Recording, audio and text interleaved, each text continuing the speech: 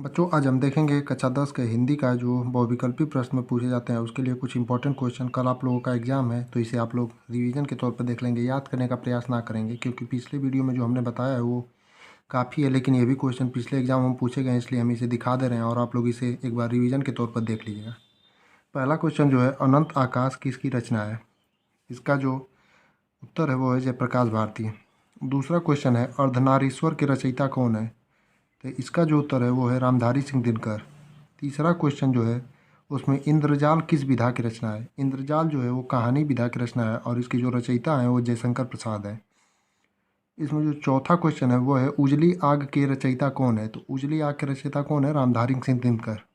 ये क्वेश्चन हमने पहले वीडियो में डाला था, इसमें भी डाल दिया, आप लोग देख लेंगे तो आपका रिवीजन हो जाएगा। बस रिवीजन के तौर पर वो करिएगा, आप लोग इसे याद करने का प्रयास ना करिएगा।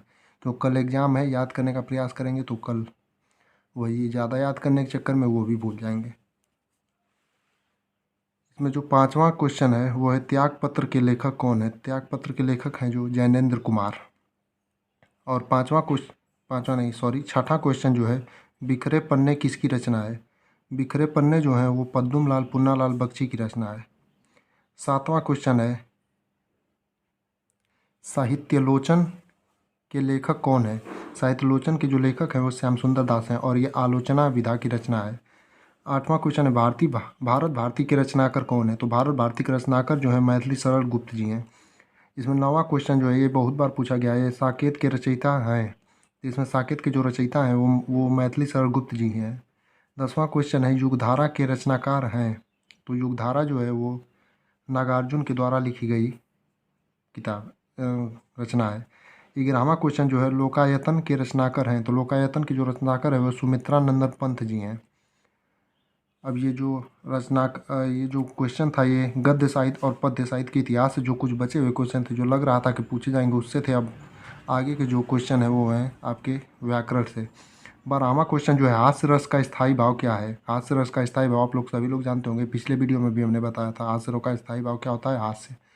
13वां क्वेश्चन है, करुण रस का स्थायी भाव क्या है? तो करुण रस का जो स्थायी भाव होता है वो होता है शोक। इसमें जो 14वां क्वेश्चन है वो है, काव्य की शोभा बढ़ाने वाले तत्वों को क्या कहते हैं? तो आप लोग सभी लोग जानते हैं काव्य की शोभा बढ़ाने वाले तत्वों को जो कहते हैं वो अलंकार होता है। 15वां प्रश्न है, रोला के प्रत्येक चरण में कितनी कितनी मात्राएं होती है? तो आपको ये भी पता होगा रोला के प्रत्येक चरण में जो है 24 मात्राएं होती हैं।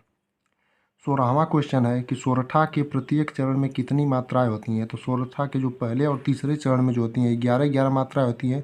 द्वितीय और चतुर्थ चरण में जो 13 मात्राएं होती है। ये जो दोहा का उल्टा रूप होता है, दोहा के पहले और तीसरे में 13 मात्राएं और द्वितीय और चतुर्थ में 11 मात्राएं होती हैं, उसी का उल्टा रूप सोरठा होता है। 17वां क्वेश्चन है, उप शब्द जो है वो उपसर्ग लगाने से बने शब्द कौन कौन से होते हैं? इससे बहुत क्वेश्चन पूछे जाते हैं। तो उप से आप हमने 3 एग्जाम्पल दिए हैं, आप ध्यान दीजिएगा, उपमान, उपकार, उपदेश।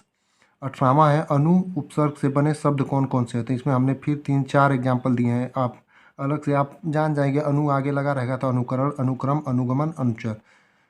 और 19वां क्वेश्चन जो है, वट प्रत्यय से बने शब्द, तो हमने इसमें 3 एग्जाम्पल दिए हैं, बनावट, सजावट, लिखावट। आप लोग और देख लीजिएगा अपने क्वेश्चन बैंक से, अगर आपको आवश्यकता है, नहीं तो आप लोग खुद ही पहचान जाएंगे अंतिम में ये 2 शब्द देख के। इसमें का जो 20वां प्रश्न है वो त्व प्रत्यय से बना शब्द, इसमें भी हमने 3 एग्जाम्पल दिए हैं, महत्व, कवित्व और गुरुत्व। इसमें भी आप अंतिम में देखेंगे त्व लगा रहेगा तो आप जान जाएंगे त्व प्रत्यय से है। ये आप लोगों को OMR शीट में भरना रहेगा, तो जो ऑप्शन सही होगा वही ऑप्शन आप लोग भर दीजिएगा। और 21वां में इत्यादि का संधि विच्छेद क्या है? तो इसका संधि विच्छेद इति प्लस आदि। आप लोगों को एक ही संधि ही पढ़नी है जो कि यड़ संधि, आप लोग उसका नियम याद कर लिए होंगे अच्छे से। 22वां प्रश्न है, नेह का तत्सम रूप क्या होता है? नेह का तत्सम रूप जो होता है वो स्नेह होता है, ये भी आप लोग जानते होंगे। 23वां प्रश्न है, कान का तत्सम रूप क्या है? कान का तत्सम रूप कई बार एग्जाम में पूछा गया है इसलिए हमने इसको नोट किया है, कान का तत्सम रूप जो है कर्ण होता है। 24वां है, आँख का तत्सम रूप क्या होता है? तो आँख का तत्सम रूप जो है वो अच्छी होता है। 25वां क्वेश्चन में है, भाप का तत्सम रूप क्या होता है? भाप का जो है तत्सम रूप वो वाष्प होता है। और 26वां क्वेश्चन में है, आकाश का परिवाचक, तो हमने दो ही डाला है, दो ही लगभग पूछता है, नभ और गगन।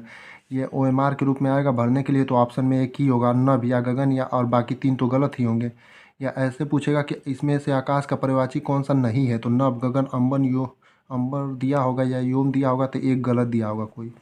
एक और पूछता है आग का परिवाचिक हमेशा पूछता है, तो वो हमने पिछले वीडियो में बनाया था। आग का जो होता है अग्नि, ज्वाला, अनल, दहन। इसको भी आप लोग याद कर लीजिए। इसे आप बस रिवीजन के तौर पर देख लीजिएगा, याद करने का एक बार देख लेंगे तो सभी क्वेश्चन आपके दिमाग में चले जाएंगे।